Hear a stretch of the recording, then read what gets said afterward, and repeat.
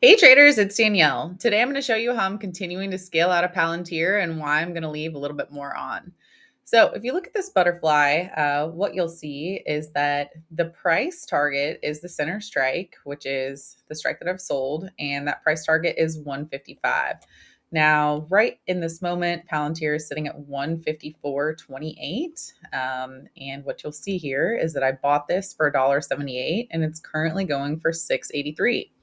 Not bad. It's like a 375% about. So pretty good move.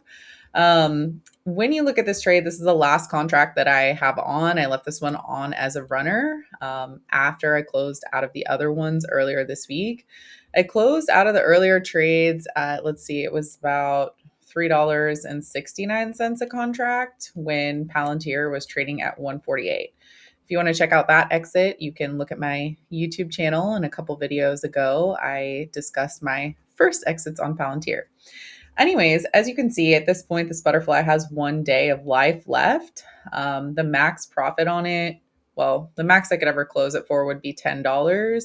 So it actually could continue going up in value, but Palantir has a $3.73 expected move into tomorrow. So the issue becomes is if it trades higher by another $3 or $4, then this center strike will go up in value even more, and then I'll start losing some of the profit that I have. So what I'm going to do is I'm just going to go ahead and close this one out and take the profit on that. Oh, I think I need to take a picture of it too.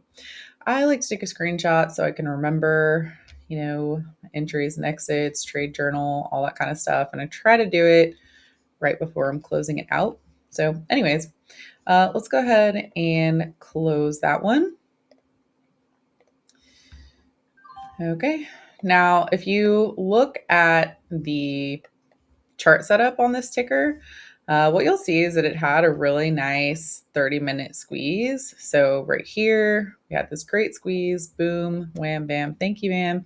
And it traded all the way up into 155. So that's exactly what I wanted to see. At this point, it is starting to pull back a little bit, which is another reason why I want to go ahead and take this one off. If you look at the 15-minute chart, you can see that there is a 15-minute squeeze here as well. So, again, this is another reason why I wanted to be in that short-dated trade. But if you go back and you look at the daily chart, there's a few things that I wanted to point out. I mean, number one, there's a daily squeeze as well. So if you look at this daily squeeze, it has just now fired. This is our first green dot, and today we made another new all-time high. So what that means is that it can keep going, okay? We've made the new all-time high. It could still keep going up into 160. That's the next target. This has been a really strong stock and a great trend.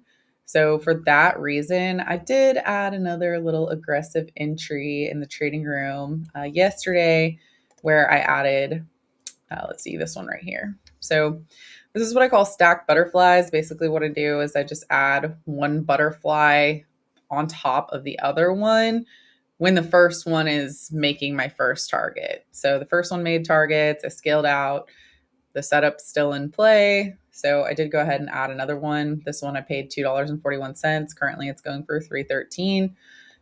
It's up slightly, it's doing fine, and it has 8 days of life. So right now we're sitting right in the middle of the net.